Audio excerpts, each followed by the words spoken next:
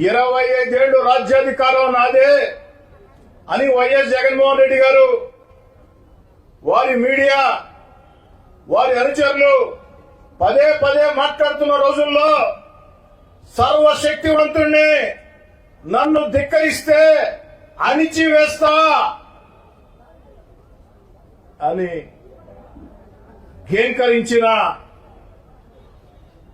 హూంకరించిన YS Jaganmohan Reddy గారిని 16 నెలల ముందే జగన్ గారు అధికారంలో ఉన్న వేళ 16 నెలల ముందే జగన్ గారిని ధిక్కరించి వీధుల్లోకి వచ్చి మీతో పోరాటం చేసినటువంటి చరిత్ర ఉన్నది. ఆనాడు కూడా చాలా బెదిరింపులు చేశారు.